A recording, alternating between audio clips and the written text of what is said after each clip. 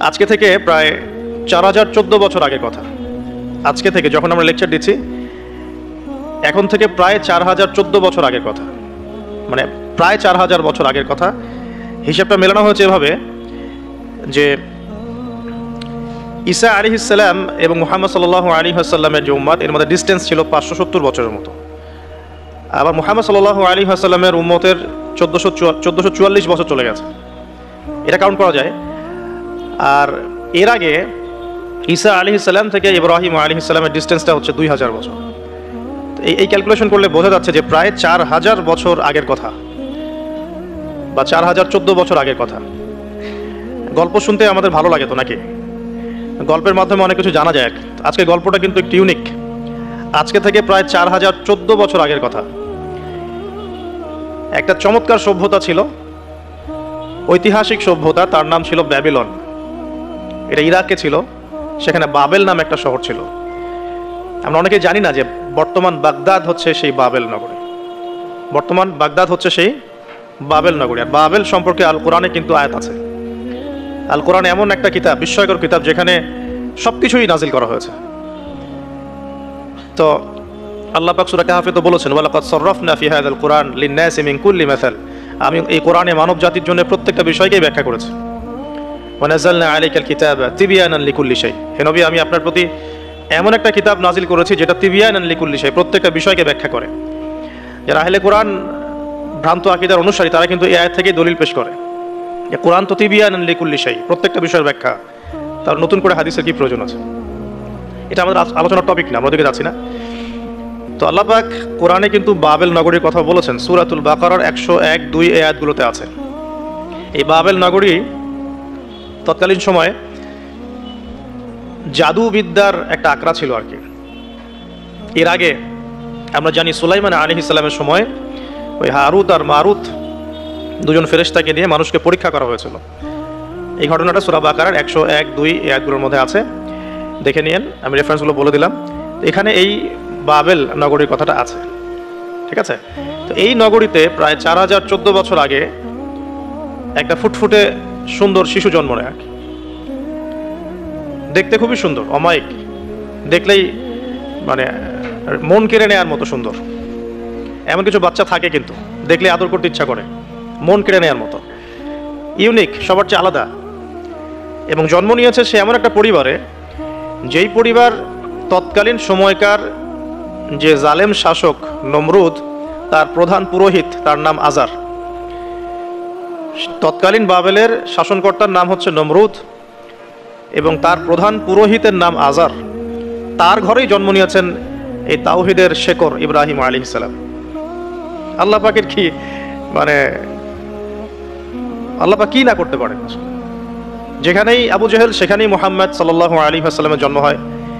যেখানেই নমরুদ, সেখানেই ইব্রাহিমের মতো মানুষ আসেন। যেখানেই ফেরাউন, সেখানে আবার মূসা আসেন। মূসাকে আল্লাহ রাব্বুল আলামিন ফেরাউনের ঘরেই মানুষ করলেন। ইব্রাহিম আলাইহিস সালামকে আল্লাহ পাক আজারের ঘরেই মানুষ করলেন। আজকে আমরা দেখি এরকম সিটি অফ আখিরুজ্জামানে কিছু কিছু দিনী বোন চেহারা না দেখানোর জন্য আন্দোলন করছে। চিন্তা করতে পারেন, যেখানে যত বেশি জাহিলিয়াত, সেখানে তত পাক্কা মুসল্লি জন্ম নিবে, মুমিন জন্ম নিবে ইনশাআল্লাহ। যেখানে যত বেশি জাহিলিয়াত, সেখানে তত শক্তিশালী মুমিনদের জন্ম হবে ইনশাআল্লাহ। তো এখন তৎকালীন নমরুদ যে সভ্যতার অধিবাসী ছিল, এই সভ্যতাটাকে আমরা বলি কালাদীয় সভ্যতা। এটাকে কালাদীয় সভ্যতা বলা হয়। এটা মূলত জাদুর জন্য একটু বিখ্যাত ছিল, যেটা রেফারেন্স আমি দিলাম সুলাইমান আলাইহিস সালামের যুগ থেকে। এখানে আজারের ঘরে জন্ম নিয়েছেন আমাদের নবীগণের পিতা, মুসলিম জাতির পিতা ইব্রাহিম আলাইহিস সালাম। সুবহানাল্লাহ। বলা বাহুল্য যে নমরুদ কিন্তু 400 বছর বেঁচে ছিল এবং 400 বছর হায়াত পাওয়ার পরে সে মনে করছিল যে সে কখনো মারা যাবে না। এরপরেই সে নিজেকে খোদা দাবি করা শুরু করেছে আর কি। এই বাচ্চা ছেলেটা বড় হতে লাগলো। যারা সমাজকে পরিবর্তন করে, তারা কিন্তু সমাজের স্রোতে গা ভাসায় না। নবী সাল্লাল্লাহু আলাইহি ওয়াসাল্লামের জন্মটা একটু মিলাই এটার সাথে। আমাদের নবীও ঠিক এরকমই একটা সমাজে জন্ম নিয়েছেন। ইব্রাহিম আলাইহিস সালাম যেমন জন্ম নিয়েছেন শিরকে ভরা সমাজে, চতুর্দিকে মূর্তি পূজা হচ্ছে, ইভেন তার বাসায় তার বাবা হচ্ছে মূর্তি পূজারীদের সর্দার, তার ঘরে তিনি জন্ম নিয়েছেন। ঠিক তেমনি রাসূল সাল্লাল্লাহু আলাইহি ওয়াসাল্লাম যে মক্কায় জন্ম নিয়েছেন, সেই মক্কা ছিল শিরকের আকড়া। সেখানে লাত, উজ্জা, হুবল, মানাতের পূজা হতো, সুদ ছিল, জিনা ছিল, ব্যভিচার ছিল, মাদক ছিল, গোত্রীয় হানাহানি ছিল, নারীর অবমাননা ছিল। এরকম আইয়ামে জাহিলিয়াতেও নবী সাল্লাল্লাহু আলাইহি ওয়াসাল্লাম জন্ম নিয়েছেন। নবী সাল্লাল্লাহু আলাইহি ওয়াসাল্লাম, ইব্রাহিম আলাইহিস সালাম, দুজনের চেহারাও একরকম ছিল, দুজনের চেহারার গঠনটাও একরকম ছিল, দেহের গঠনও একরকম ছিল। মেরাজের রাতে নবী সাল্লাল্লাহু আলাইহি ওয়াসাল্লাম দেখে এসেছিলেন ইনি কে, যাকে দেখতে হুবহু আমার মতো লাগছে। জিবরাইল আলাইহিস সালাম বলেছেন ইনি আপনার পিতা ইব্রাহিম আলাইহিস সালাম। সুবহানাল্লাহ।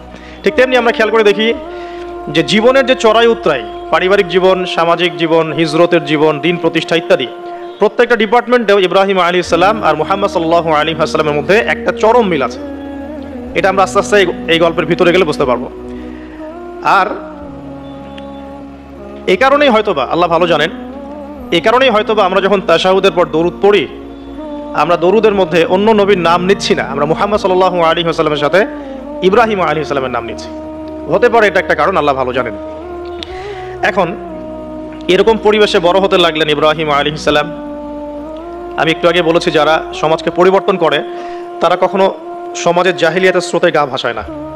মুহাম্মদ সাল্লাল্লাহু আলাইহি ওয়াসাল্লাম সমাজ পরিবর্তন করেছেন আইয়ামে জাহিলিয়াতকে মাত্র 23 বছরের ব্যবধানে, কিন্তু তিনি কিন্তু জাহিলিয়াতের সাথে গা ভাসান নাই।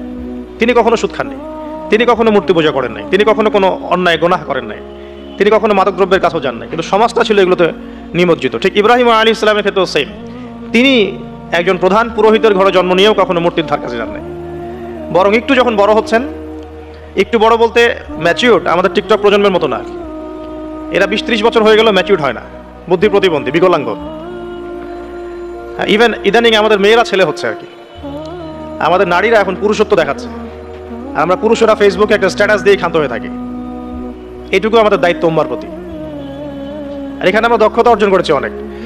আমরা মনে করি আমরা সবাই কিবোর্ড মুজাহিদ, আমরা এটা মনে করি, এটাই যুদ্ধ, এটাই জিহাদ। আর নারীরা মাঠে যুদ্ধ করছে এখন সম্ভ্রমের জন্য, অধিকারের জন্য ইত্যাদি। ফ্যামিলিস্ট রেভলিউশনের দিকে তাকালেও তাই দেখা যায়। ছেলেরা এখন বেকার হয়ে যাচ্ছে, কিন্তু মেয়েরা স্বাবলম্বী হচ্ছে। তারা দিনদার নয়, এই মেয়েগুলো দিনদার নয়, কিন্তু জীবনে প্রতিষ্ঠিত হওয়ার জন্য লড়ছে, চ্যালেঞ্জ গ্রহণ করেছে আর কি। এটা ছেলেদের উচিত ছিল। তা আজারের ঘরে জন্ম নেওয়া সেই ইব্রাহিম কিন্তু চ্যালেঞ্জ গ্রহণকারী একটা ছেলে।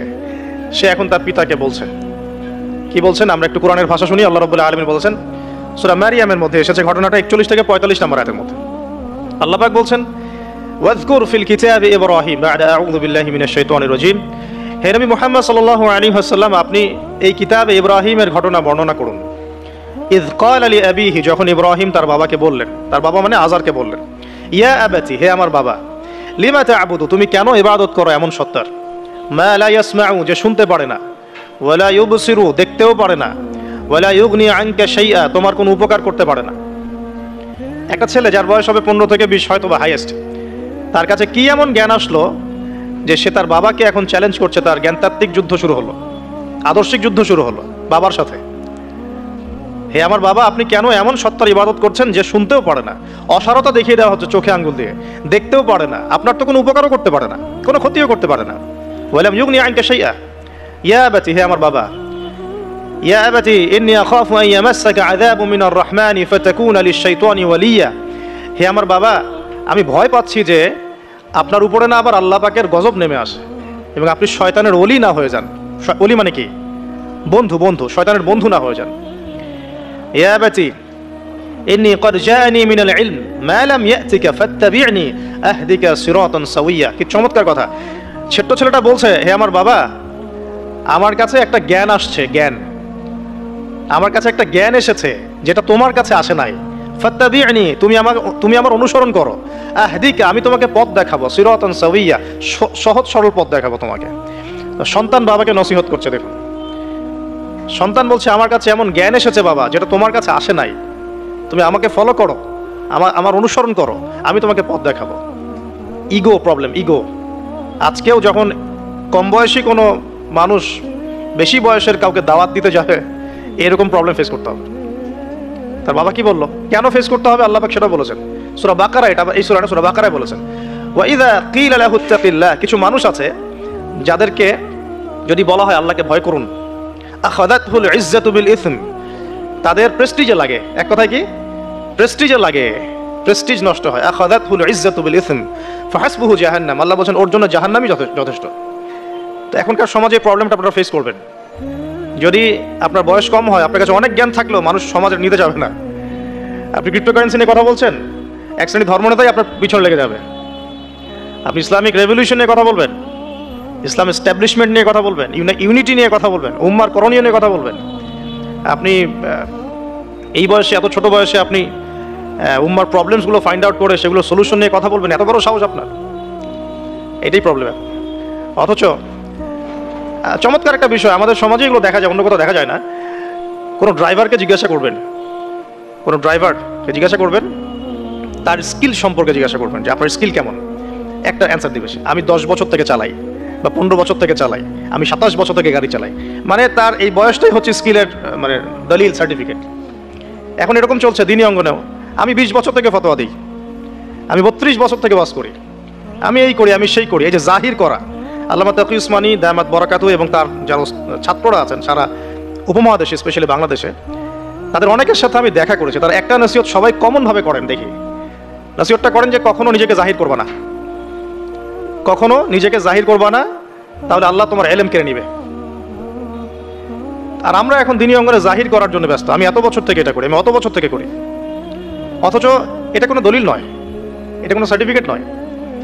এত বছর থেকে বলার পরেও ভুল হতে পারে, যেটা ভুল হবে সেটা শুধরে নিতে হবে। আর নবী সাল্লাল্লাহু আলাইহি ওয়াসাল্লাম যায়েদ বিন হারেসা রাদিয়াল্লাহু আনহুকে একটা কাফেলার সেনাপতির দায়িত্ব দিয়েছিলেন যখন তার বয়স মাত্র 17 বছর। কত বছর?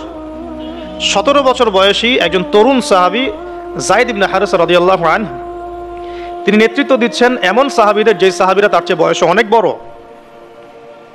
এমনকি এই অভিযান শেষ হওয়ার আগেই নবী সাল্লাল্লাহু আলাইহি ওয়াসাল্লাম ইন্তেকাল হয়। তার পরবর্তীতে আবু বকর সিদ্দিক রাদিয়াল্লাহু আনহু সেই অভিযান আবার চালানোর চেষ্টা করেন, আবার চালানোর জন্য মনস্থ করেন। তিনি আবার যায়েদ বিন হারেসা রাদিয়াল্লাহু আনহুকেই নেতৃত্ব দেন। এটা নিয়ে ওমর রাদিয়াল্লাহু আনহু তাকে কিছু কথা বলেন যে আপনি যায়েদ বিন হারেসাকে নেতৃত্ব দিচ্ছেন, বয়সে ছোট সাহাবী, তার পিছনে অনেক বড় বড় সাহাবী থাকবে, তারা তো তাকে নাও মানতে পারে, এটা কেমন হয়? বারবার তাকে ভেটো দিচ্ছেন। শেষমেশ আবু বকর সিদ্দিক রাদিয়াল্লাহু আনহু একটু রেগেই বললেন যে ইস্তা'মালাহু রাসূলুল্লাহ ওয়া আনতা তা'মুরুনি আন আনজি'হু, তাকে স্থলাভিষিক্ত করেছে স্বয়ং আল্লাহর রাসূল, আর তুমি এসে আমাকে বলছো আমি তাকে অপসারণ করব। সুবহানাল্লাহ। নবী সাল্লাল্লাহু আলাইহি ওয়াসাল্লাম যোগ্যতা দেখতেন মানুষের, তার যোগ্যতা কতটুকু আছে। তো ওইদিকে আমি ভিতরে ঢুকছি না। আমরা এখন সোশ্যাল অ্যাফেয়ার্সে যা দেখি যে আমরা যোগ্যতার চাইতে অন্যান্য বিষয়গুলোকে বেশি মূল্যায়ন করা শুরু করি। এতে করে তরুণরা উঠে আসতে পারে না, তরুণদের জার্নি অনেক টাফ হয়। এবং যারা স্পেশালি জেনারেল ব্যাকগ্রাউন্ড থেকে দিনের দিকে আসার চেষ্টা করেন, তারা পদে পদে হতাশ হয়। তাদেরকে বুকে নেওয়ার মানুষ খুব কম থাকে। কেন জানি তাকে মানুষ কাউন্টার মনে করে, এনিমি মনে করে, অন্তর্দাহ সৃষ্টি হয়, জ্বালান হয়। হঠাৎ করে উড়ে এসে জুড়ে বসলো, উম্মার দায়িত্ব নিয়ে নিচ্ছে, কোত্থেকে আসলো এটা? এরকম একটা দৃষ্টিভঙ্গি আমরা দেখতে পারি আর কি। এটা কাম্য ছিল না এটা। বরং তরবারি যত আপনি শান দিবেন তত ধারালো হবে। তো শান দিবে কারা? যারা তরবাল চালাতে পারে তারাই। যারা চালাতে পারে তারা যদি তরবালকে ভোতা করে দেয়, তাহলে তো এটা দিয়ে আপনি জালেমের গর্দান কাটতে পারবেন না। তো যাই হোক, আমরা বেশি হাইথটের কথায় না যাই। আজার এখানে ছিলাম, দেখেন বাবাকে সন্তান উপদেশ দিচ্ছে। এবার বাবার উত্তরটা শোনেন। বাবা কেন গ্রহণ করলো না? বললাম প্রেস্টিজ ইস্যু। তুমি ছোট মানুষ হয়ে আমাকে এত বড় কথা বলো?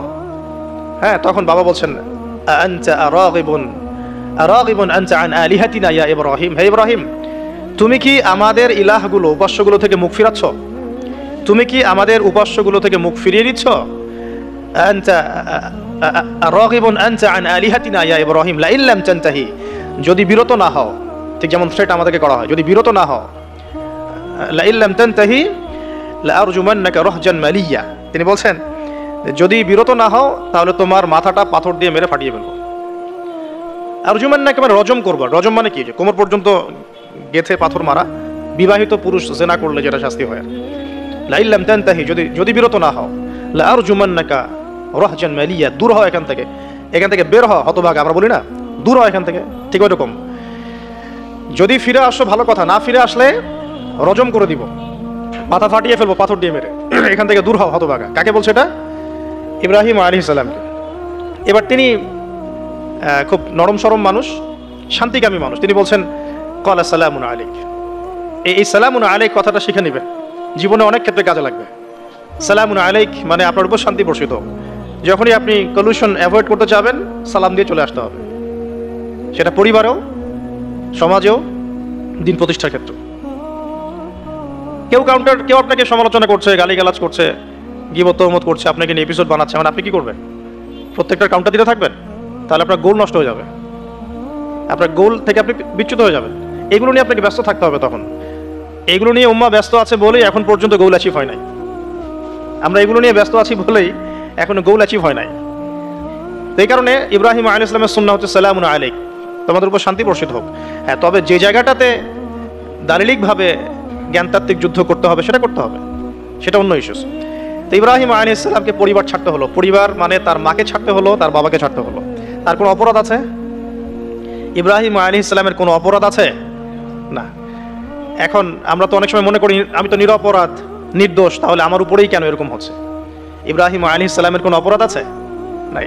তাকে ঘর ছাড়তে হলো, বাড়ি ছাড়তে হলো, তার বাবা তাকে বের করে দিলেন। এখান থেকে লেসন নিয়ে নেন, আজকের প্রথম লেসন, যে আপনি আমি যদি হকের উপর থাকি, সর্বপ্রথম বাধাটা পরিবার থেকে আসতে পারে। কারণ সবার পরিবার একরকম না। এখনকার মেজরিটি সংখ্যক পরিবারগুলোই জাহেল, একদম জাহেল, বস্তুবাদী, জানোয়ারের মতো। মানে খাও দাও, সেক্সুয়াল সম্পর্ক, বিয়ে শাদী, সন্তান, এর বাইরে কিচ্ছু চিন্তা করতে পারে না। দুনিয়া দুনিয়া আর দুনিয়া, এর বাইরে কিচ্ছু চিন্তা করতে পারে না। ইল্লা মাশা আল্লাহ, কিছু পরিবার আছে এর বাইরে, তাদের কথা আলাদা। সবাই তো আর ছোটবেলা থেকে আধ্যাত্মিক পরিবার পায় নাই, দিনই পরিবার পান নাই। আর এটার পরিমাণ দিন দিন কমেই আসছে। ম্যাক্সিমাম পরিবার এখন জাহান্নামের টুকরা আর কি। আল্লাহ পাক পরিবারকে বলেছেন জাহান্নাম থেকে বাঁচাও, কু আনফুসাকুম ওয়া আহলিকুম নারা। এখন ওই পরিবারই হয়ে গেছে জাহান্নামের টুকরা। আপনি দিনের পথে চলতে চাইলে প্রথম হোঁচটটা পরিবার থেকে খেতে পারেন। এটা ইব্রাহিম আলাইহিস সালামের জীবনেও যেমন হয়েছে, মুহাম্মদ সাল্লাল্লাহু আলাইহি ওয়াসাল্লাম জীবনেও সেম। যে মিলাদ ছিলাম কিভাবে, তার ক্ষেত্রেও সেম। চাচারা শত্রু না? চাচারা শত্রু, আশপাশের মানুষ শত্রু। চাচা এসে বাড়ির সামনে খড়কুটা ফেলে দিয়ে যায়, চাচি এসে ময়লা আবর্জনা ফেলে দিয়ে যায়, কেউ গালি দেয়, কত সমস্যা। যখন নিজের মানুষটা আপনার এগেনস্টে চলে যায়, তখন মনটা ভেঙে যাবে, স্বাভাবিক। কারণ নিজের মানুষটা, সারা দুনিয়া যদি আপনার বিপক্ষেও থাকে, কাছের কিছু মানুষ আপনার পক্ষে থাকে, তখন আপনি বাসাতে অ্যাটলিস্ট সিংহ, তখন বাসা থেকে এনার্জি নিয়ে বাইরে যুদ্ধ করতে পারবেন। কিন্তু বাহিরে সবাই মোটামুটি ধরেন যে আপনার পজিটিভ, তো বাসায় এসে দেখলেন যে বাসায় আপনার কোনো রকম অনুকূল পরিবেশ নাই, তখন বাইরে সিংহ হলে বাসায় বিড়াল হয়ে থাকতে হবে। তখন দেখেন ইব্রাহিম আলাইহিস সালামের জীবনে আর মুহাম্মদ সাল্লাল্লাহু আলাইহি ওয়াসাল্লামের জীবনে একটা স্পেশাল নেয়ামত ছিল, সেটা হলো স্ত্রীদের নেয়ামত। স্ত্রীদের নেয়ামত। বাহিরে মানুষ অনেক কিছু বলছে, গালিগালাজ করছে, মারছে, কাটছে, থুতু দিচ্ছে, সমালোচনা করছে, কিন্তু বাসায় ইব্রাহিম আলাইহিস সালামের আছেন সারা, হাজেরা, আর মুহাম্মদ সাল্লাল্লাহু আলাইহি ওয়াসাল্লামের আছেন খাদিজা রাদিয়াল্লাহু আনহা। অ্যাটলিস্ট বাসায় আপনি একটা কি বলবো, যে বড় একটা প্রশান্তির জায়গা আপনার বাসায় আছে। তো এটা একটা বড় নিয়ামত, যেটা ইব্রাহিম আলাইহিস সালাম এখন হারালেন কিভাবে? বাবা বাসা থেকে বের করে দিল। এখান থেকে বুঝতে হবে যে দিনের পথে চলতে গেলে প্রথম বাধা পরিবার থেকে আসতে পারে। তাই বলে তাদের সাথে কোনো রকমের দ্বন্দ্ব সংঘাতে যাওয়া যাবে না। সালামুন আলাইক, সালামুন আলাইক, তোমাদের উপর শান্তি বর্ষিত হোক। ইব্রাহিম বলছেন সালামুন আলাইক, হে বাবা আপনার উপর শান্তি বর্ষিত হোক। শুধু তাই না, আরো বলছেন আস্তাগফিরুল্লাহ রব্বি, আমি আপনার জন্য আল্লাহর কাছে ক্ষমা চাইব ইনশাআল্লাহ। ইন্নাহু কানা বি হাফিয়া, তিনি আমার প্রতি খুব মানে মার্সিফুল, আশা করি তিনি আমার দোয়া কবুল করবেন। কিন্তু যখন তিনি জানতে পেরেছিলেন যে তার বাবা শিরকের উপর আছেন, আল্লাহ পাক মাফ করবেন না, সূরা তওবার মধ্যে আছে, তখন থেকে তিনি আর ক্ষমা চান নাই, বাবার জন্য ক্ষমা চান নাই। তো এবার ইব্রাহিমের সফর শুরু হলো, একাকিত্বের সফর। তার মানে একটা বিষয় এটাও শিখতে হবে, হকপন্থীদের সাথে আল্লাহর দেয়া একটা বিশেষ নিয়ামত হচ্ছে একাকিত্ব। হকপন্থীদের লাইফে আল্লাহ পাকের পক্ষ থেকে একটা বিশেষ অনুগ্রহ হচ্ছে একাকিত্ব। মানে একাকিত্ব কেন নিয়ামত বললাম? কারণ একাকিত্ব মানুষকে আল্লাহ চিনিয়ে দেয়। অনেক আলেম দেখবেন যারা জেল টেল খেটে বের হয়েছেন, তারা সবাই একটা কথা বলবেন, জেলখানায় আমরা আল্লাহকে চিনেছি। সব আলেমরা এই কথা বলে যারা ওখান থেকে বের হয়ে আসে। কারণ একাকিত্ব মানুষকে গভীরভাবে ভাবায়, আল্লাহকে পাওয়ায়, আল্লাহর কাছে দোয়া করতে শেখায়, মানুষকে বোঝায় যে আল্লাহ ছাড়া কেউ নাই সাহায্য করার। তো যারা হকপন্থী হয়, একাকিত্ব তাদের বরণ করতেই হয়। এটা মাথায় রেখে পথ চলতে হবে। ইব্রাহিম আলাইহিস সালাম পথ চলা শুরু করলেন। এবার কি হলো, তিনি কি বাসা থেকে বের হয়ে সেই এলাকা, ওই নমরুদের দেশ ছেড়ে চলে গিয়েছিলেন? উত্তর না। প্রথমে তিনি চলে যান নাই, প্রথমে তিনি ওই সমাজেই থেকেছেন, থেকে দাওয়াত দেওয়ার চেষ্টা করেছেন। তিনি ওই সমাজেই থেকেছেন, থেকে দাওয়াত দেওয়ার চেষ্টা করো, ঠিক মুহাম্মদ সাল্লাল্লাহু আলাইহি ওয়াসাল্লামের মতোই। সমাজের মানুষ যখন নির্যাতন নিপীড়ন করছেন, তিনি কি শুরুতেই সমাজ ছেড়ে বের হয়ে চলে গেছেন? না, 13 বছর দাওয়াত দিয়েছেন। কত বছর? 13 বছর। তো ইব্রাহিম আলাইহিস সালাম সমাজের মানুষকে দাওয়াত দেন। কিভাবে দেন? কোরআনে এভাবে ভাষা আসছে। আমি সূরাগুলোর নাম বলে দিই, আপনারা একটু চেক করে নিয়েন। সূরা আম্বিয়ার মধ্যে আসছে, সূরা সফফাতের মধ্যে আসছে, সূরা আনআমের মধ্যে আসছে। তো তিনি দাওয়াত দেন এভাবে যে ওয়াইজ ক্বালা ইব্রাহিম, যখন ইব্রাহিম বললেন লিআবিহি ওয়া কওমিহি, তার বাবাকে এবং তার কওমকে বললেন, মা হাযিহি তামাসিলু আল্লাতী আনতুম লাহা আকিফুন, তোমরা এইসব কি মূর্তির উপাসনা করো, এদের চারপাশে ঘুরতে থাকো, কি সব করো? তো তারা বলে যে নাহনু বাল ওয়াজাদনা আবাআনা কাযালিকা ইয়াফআলুন, আমরা আমাদের বাপ দাদাদেরকে দেখেছি এইভাবেই করতে। তাদের রেফারেন্স কিন্তু এটাই ছিল, কোনো দালিলিক জ্ঞানতাত্ত্বিক যুক্তি বিজ্ঞান দর্শন এখানে নাই। দর্শন এখানে কি ফিলোসফিটা কি, বাপ দাদাদেরকে দেখেছি করছে। তো এটা দিয়ে আবার অনেক সময় বাংলাদেশে আবার একটা ট্রেন্ড চালু করা হয়েছে যে তোমরা দীর্ঘদিন 1200 বছর থেকে যে ইসলামটা ফলো করে আসছো ওটা ভুয়া, আমরা যেটা নতুন মডারেশন দিচ্ছি এটাই সঠিক। এই দলিল সেম না। এখানে অমুসলিমদেরকে দাওয়াত দেওয়া হচ্ছে। অমুসলিমরা বলছে যে আমরা বাপ দাদাদেরকে দেখেছি যে তারা এইভাবেই মূর্তি পূজা করতো, আমরা তাই করি। এটার সাথে কি হানাফি মাযহাবকে মিলাবেন আপনি? হ্যাঁ, হানাফি মাযহাব বাপ দাদা থেকে চলে আসে, ভুয়া, নতুন যেটা দিচ্ছি এটাই সঠিক। আস্তাগফিরুল্লাহ। তো আমরা হাত চেঞ্জ করাটাকে এখন মনে করি হিন্দু থেকে মুসলমান হইলাম মনে হয়, হাত বদল করাটাকে মনে হয় যে হিন্দু থেকে মুসলমান হয়েছি মনে হয়। গভীরে ঢোকেন, ওলামায়ে কেরামদের মানে দার্সে গিয়ে বসে গভীরে ঢুকলে বুঝতে পারবেন যে ইসলামিক স্কুল অফ থটগুলা প্রত্যেকটারই ভিত্তি আছে, এগুলোর গভীর শেকড় আছে, ভিত্তি আছে। আল্লাহ, রাসূল এবং রাসূলের সাহাবীগণ, এই তিনটাকেই মানতে হবে। আপনি যদি বলেন যে আমি সাহাবীদেরকে মানি না, খালি আল্লাহ এবং রাসূলকে মানি, তাহলে আল্লাহকে রাসূলকে মানতে পারবেন না। সাহাবীদের অনুসরণ না করলে রাসূলকে ফলো করতে পারবেন না। তো ওইটা আজকের ইস্যু না, এটা ফিকহি অনেক ব্যাপার, গভীর ব্যাপার, এটা অন্যদিন কথা হবে। এই দলিল কিন্তু সেম করা যাবে না আবার, যে আমরা বাপ দাদা থেকে দেখে আসছি তোমরা নামাজ এইভাবে পড়ো, এই নামাজ ওই দলিল চলবে না, আমারটা ঠিক, এটা ঠিক না। নামাজ যেটা পড়ে আসে তারা এটা ঠিক আছে, এর প্রত্যেকটা দলিলের মধ্যে অথেন্টিসিটি আছে। এরকম করে সমাজে ফিতনা ছড়ানো ঠিক হবে না, বিভ্রান্তি ছড়ানো ঠিক হবে না। এখন আসলে ইব্রাহিম আলাইহিস সালামকে কি আনসার দিচ্ছেন? আমরা আমাদের পিতা মাতাদেরকে দেখেছি, বাপ দাদাকে দেখেছি এরকম তাওয়াফ করতে, মূর্তির চারপাশে পূজা করতে, নজর দিতে। তো ইব্রাহিম আলাইহিস সালাম বলছেন যে হাল ইয়াসমাউনাকুম, এই মূর্তিগুলো কি তোমাদেরকে শুনতে পারে? ইয তাদউন, যখন তোমরা একে ডাকো। হাল ইয়ানফাউনাকুম, তোমাদের কোনো উপকার আসতে পারে? আও ইয়াদুররুকুম, তোমাদের কোনো ক্ষতি করতে পারে? তার দলিলগুলো কিন্তু অকাট্য।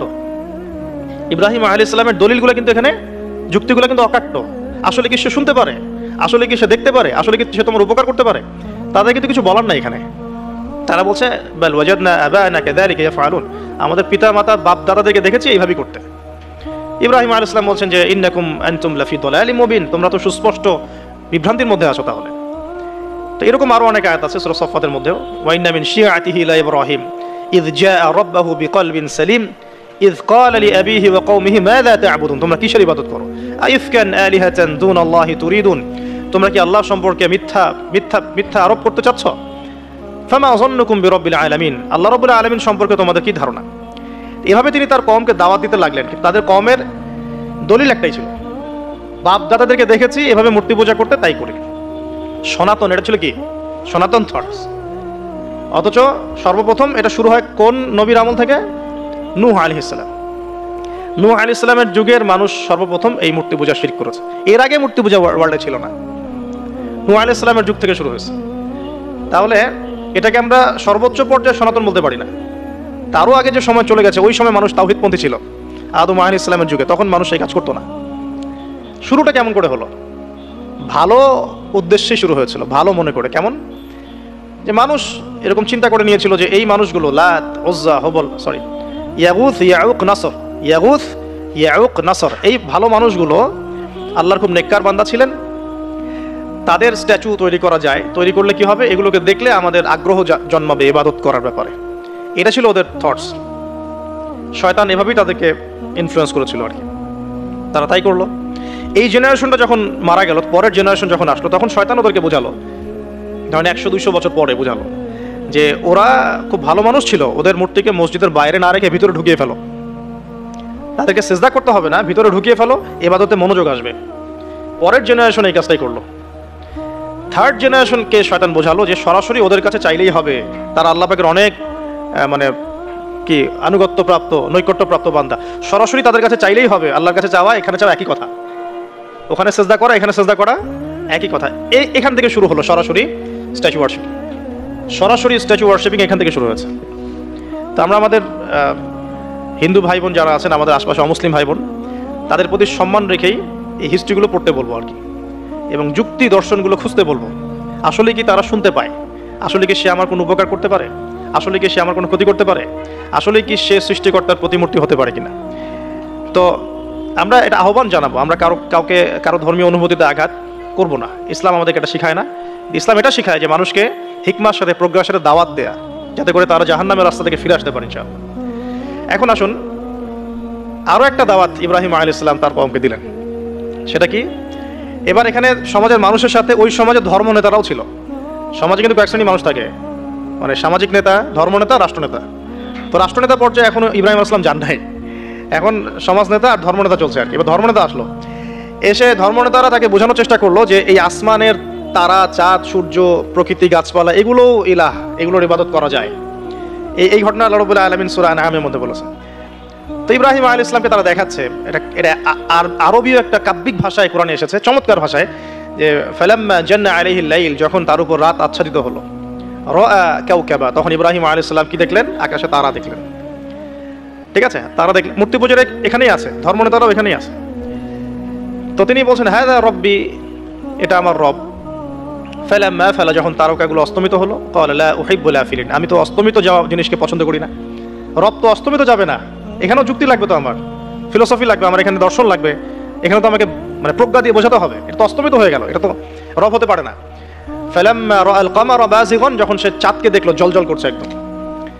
আর এখনকার চাঁদ দেখা আগের চাঁদ দেখা তো এক না, এখন তো আমরা চাঁদের আলোই খুঁজে পাই না, তখনকার চাঁদ তো অন্যরকম। তো বাযিগান মানে জলজল করছে। তখন তিনি বললেন হাযা রব্বি, এটা আমার রব। তখন ফালাম্মা ফালা, যখন এটাও অস্তমিত হয়ে গেল, তিনি বলছেন লাইল্লাম ইয়াহদিয়ানি রব্বি লাকুনান্না মিনাল কওমিদ দাল্লিন, আল্লাহ যদি আমাকে হেদায়েত না দেন তাহলে আমি এই দল্লিনদের অন্তর্ভুক্ত হয়ে যাব। ইব্রাহিম আলাইহিস সালাম বলছেন ফালাম্মা রাআ শামসা বাযিগাতান, যখন এবার সূর্যকে দেখলেন দিনের বেলা, এটা তো আরো বড়। হাযা রব্বি হাযা আকবার, এটা আমার রব, এটা সবচেয়ে বড়। হাযা আকবার, এটা সবচেয়ে বড়। ফালাম্মা আফালাত, এটা যখন অস্তমিত হয়ে গেল, তখন তিনি বলছেন এই কথাটা যে ইয়া কওমি ইন্নী বারিউম মিম্মা তুশরিকুন, হে আমার কওম, তোমরা যেগুলোকে দিয়ে আল্লাহর সাথে শরিক করছো, এখান থেকে আমি আমার চেহারাকে ফিরিয়ে নিলাম। সুবহানাল্লাহ। তখন তিনি এই কথাটা বলেন ইন্নী ওয়াজ্জাহতু ওয়াজহিয়া লিল্লাযী ফাতারাস সামাওয়াতি ওয়াল আরদা হানিফাও ওয়া মা আনা মিনাল মুশরিকিন, আমি আমার চেহারাকে ফিরিয়ে নিচ্ছি এই আসমান সমূহ এবং জমিনের সৃষ্টিকর্তার দিকে, এবং আমি মুশরিকদের অন্তর্ভুক্ত নই। ইন্না সলাতি ওয়া নুসুকি ওয়া মাহইয়ায়া ওয়া মামাতি লিল্লাহি রাব্বিল আলামিন, আমার সালাত, আমার কুরবানি, আমার স্যাক্রিফাইস, আমার জীবন, আমার ফুল লাইফ, আমার মৃত্যু, সবকিছু কার জন্য? জগৎ সমূহের প্রতিপালক আল্লাহর জন্য। লা শারীকা লাহু, তার কোনো শরীক নাই। ওয়া বিযালিকা উমিরতু, এই একনিষ্ঠভাবে তার ইবাদত করার জন্যই আমি আদিষ্ট হয়েছি।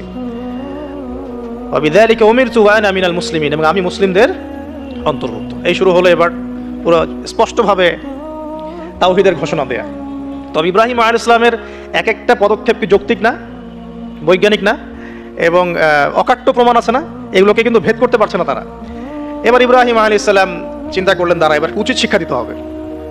তবে আগে বলেন এই যে উচিত শিক্ষাটার কথা বলছে, এটা আবার আপনারা খবরদার ভুলেও কোথাও দিতে যায় না, ঠিক আছে? এটারও সময় আছে। ইব্রাহিম আলাইহিস সালামের সাথে নবী সাল্লাল্লাহু আলাইহি ওয়াসাল্লামের জীবনের মিলের কথা বলছিলাম। নবী সাল্লাল্লাহু আলাইহি ওয়াসাল্লাম মক্কা বিজয়ের আগে কি কখনো মূর্তির গায়ে হাত দিয়েছেন কিনা? বলেন, দিয়েছেন না? যখন মক্কা বিজয় হয়ে গেছে, পুরো স্টেটই আপনার, অথরিটি আপনার, তখন আপনি আপনার অ্যাকশন নিতেই পারেন, সেটা আপনার ব্যাপার, তখন আপনি কি করবেন? মুহাম্মদ সাল্লাল্লাহু আলাইহি ওয়াসাল্লাম কাবা ঘরে ঢুকে তখন মূর্তি ভেঙেছেন এবং বলেছেন ওয়াকুল জাআল হক ওয়া যাকাল বাতিল ইন্নাল বাতিলা কানা যাহুকা, তাই না? তো ইব্রাহিম আলাইহিস সালাম এবার শিক্ষা দেওয়ার চিন্তা করছেন। তিনি বলছেন যে যখন এরা মেলাতে যাবে, ওই উৎসবে যাবে, তখন আমি এদেরকে দেখে নিব। এটা কুরআন চমৎকারভাবে বলেছে যে إذ قال لأبيه وقومه ماذا تعبدون إفكا آلهة دون الله تريدون فما ظنكم برب العالمين فراغ إلى آلهتهم فقال ألا تأكلون। ইব্রাহিম আলাইহিস সালাম এবার যখন ওরা মেলায় চলে গেছে, যাওয়ার আগে আবার ইব্রাহিম আলাইহিস সালাম বলছিলেন যে ইন্নী সাকিম, আমি হচ্ছি অসুস্থ। আমি কি অসুস্থ? নজরা নজরাতান ফিন নুজুম, ইব্রাহিম আলাইহিস সালাম রাতের বেলা আকাশের দিকে তাকালেন একবার, তাকিয়ে ওদেরকে বললেন যে ইন্নী সাকিম, আমি অসুস্থ।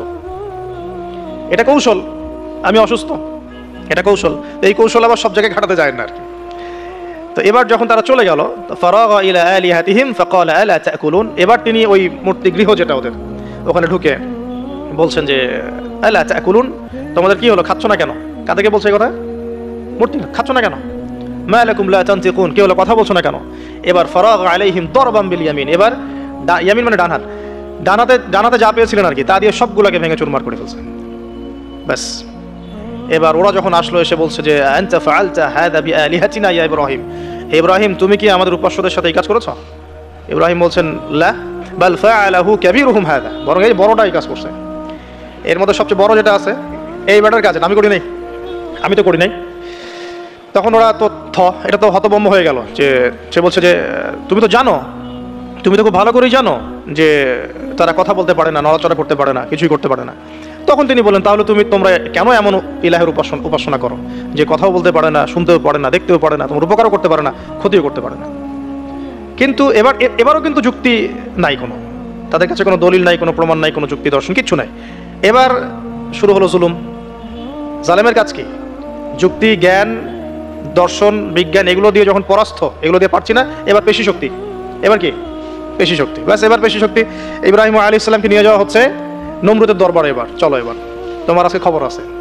এবার পুরো রিমান্ড হবে 7 দিনের। একদিন রিমান্ড হলেই অবস্থা খারাপ হয়ে যাওয়ার কথা। ইব্রাহিম আলাইহিস সালামকে এবার নিয়ে যাচ্ছে ধরেন নমরুদের কাছে। কি যে হবে আল্লাহ ভালো জানেন। ইব্রাহিম আলাইহিস সালাম যখন যাচ্ছেন তখন কি তিনি জানতেন যে আল্লাহ পাক তাকে আগুন থেকে বাঁচাবেন?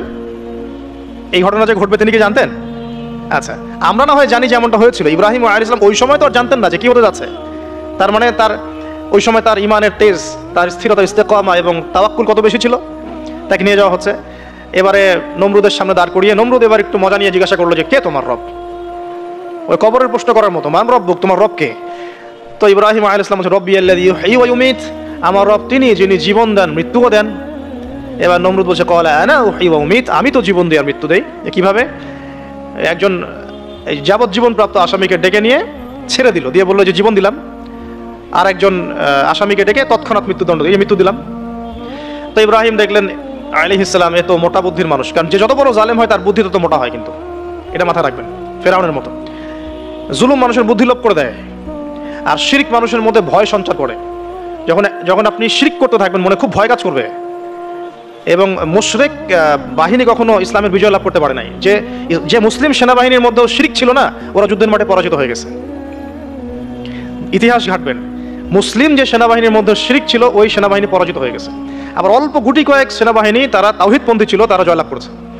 ইতিহাস ঘেটে দেখবেন। তো জুলুম কি করে বুদ্ধি লোপ হয়? নমরুদের বুদ্ধি লোপ পেয়ে গেল। তো ইব্রাহিম আলাইহিস সালাম বলছেন রব্বি আল্লাযী ইউহয়ী ওয়া ইউমীত, এ তো এটা বুঝলো না। তাহলে ইব্রাহিম আলাইহিস সালাম বলছেন যে আল্লাহ রাব্বুল আলামিন, আমার আল্লাহ তিনি পূর্ব দিক থেকে সূর্য ওঠান। তো তুমি যদি ইলাহ হয়ে থাকো তাহলে পশ্চিম দিক থেকে উঠাও। এটা আরো বড় অকাট্য দলিল হলো। তার অবস্থাটা আল্লাহ ব্যাখ্যা করছেন এভাবে। আল্লাহ বলছেন ফাবুহিতাল্লাযী কাফার, কাফের একদম হতভম্ব হয়ে গেল। একদম হতভম্ব হয়তো লাভ নাই, বেশি শক্তি আছে আমার। তোমার যুক্তি, বিজ্ঞান, দর্শন, থিওরি তো আমার দরকার নাই। তোমার দিনের জ্ঞানের এলিমেন্ট আমার দরকার নাই। তোমার ওয়াজ নসিহতের আমার দরকার নাই। আমার কাছে কি আছে? বেশি শক্তি আছে। পিটায় সব সিধা করে ফেলাবে একেবারে। ব্যাস ইব্রাহিম আলাইহিস সালামের জন্য বলছে ফাআল হাররিকুহু ওয়ানসুরু আলিহাতাকুম, একে জ্বালায় দাও, পুরায় দাও, একে জ্বালায় পুরায় দাও, তোমাদের ইলাহদেরকে সাহায্য করো। আল্লাহ পাক অন্য জায়গায় বলছেন যে ফাআরাদু বিহি কাইদান ফাজআলনাহুমুল আসফালিন, তারা ইব্রাহিম আলাইহিস সালামকে নিয়ে একটা বিশেষ বড় একটা কৌশল করলো। এই কৌশলটা কি ছিল? তাকে অগ্নিকুণ্ডের মধ্যে ফেলে দেওয়ার একটা চেষ্টা করলো, আগুন জ্বালিয়ে রাখলো। বলা হয় 40 দিন, এগুলো হিস্ট্রি বা তাফসীরগুলোতে আসছে। আমি just Quran text to the point বলছি। তো আগুন দাউ দাউ করে জ্বলতে লাগলো। ওই ব্যাবিলন, ওখানকার সব মানুষ দেখছে বিষয়টা। ইব্রাহিম আলাইহিস সালামকে ফেলে দেওয়া হবে। দেখেন, যখন ফেলে দেওয়া হবে তখন কি ইব্রাহিম জানতেন যে তিনি আগুনে পুড়বেন না? তিনি তাহলে প্রস্তুত ছিলেন। তিনি তখন জীবন দেওয়ার জন্য প্রস্তুত ছিলেন। ঠিক আছে, এখন তাকে ফেলে দেওয়া হচ্ছে। ঠিক ওই সময়ে জিবরাইল আলাইহিস সালামের আগমন। সুবহানাল্লাহ। তিনি এসে বলছিলেন যে আমার কাছে কোনো হাজত আছে নাকি আপনার? তখনও ইব্রাহিম আলাইহিস সালাম বলেছেন আপনার কাছে আমার কোনো হাজত নাই। হাসবি আল্লাহ ওয়া নি'মাল ওয়াকিল, এই যে কথাটা আমরা বলি হাসবুনাল্লাহ ওয়া নি'মাল ওয়াকিল, হাসবি আল্লাহ ওয়া নি'মাল ওয়াকিল, ইব্রাহিম আলাইহিস সালাম বললেন আল্লাহই আমার জন্য যথেষ্ট এবং তিনিই আমার উত্তম কর্মবিধায়ক। বাস এরকম মোমেন্টে বান্দা যখন আল্লাহকে এভাবে চাবে, আল্লাহ রাব্বুল আলামিন না এসে পারবেন? কখনই পারবেন না ইনশাআল্লাহ তাআলা। তখন আল্লাহ রাব্বুল আলামিনের আদেশ চলে আসলো, ইয়া নার, হে আগুন, কুনি বারদান ওয়া সালামান আলা ইব্রাহিম, ইব্রাহিমের জন্য ঠান্ডা হয়ে যাও, শীতল ঠান্ডা হও, মানে খুব শীতল না, আবার আরামদায়ক শীতল ঠান্ডা হয়ে যাও। সুবহানাল্লাহ। এভাবে আল্লাহ রাব্বুল আলামিন ইব্রাহিম আলাইহিস সালামকে অগ্নি পরীক্ষা থেকে বাঁচালেন। ওখানে ইব্রাহিম আলাইহিস সালাম থাকলেন, কোনো ক্ষতি হলো না। তিনি পরবর্তী সময় বলেছিলেন ওই সময়টুকুর মধ্যেই তিনি শান্তিতে ছিলেন। ওই যে বললাম না, অনেকে যে নির্যাতন নিপীড়নের শিকার হয় তারপরে বলে যে ওই সময়টুকুই ভালো ছিলাম, আল্লাহকে পেয়েছিলাম, তেলাওয়াত বেশি ছিল, তাহাজ্জুদ বেশি ছিল, পরে ফিতনার যুগে চলে আসছি। তো এই হলো অগ্নি পরীক্ষা। এরপরে কমকে দাওয়াত দেওয়ার হলো না, সেখান থেকে চলে যেতে হলো।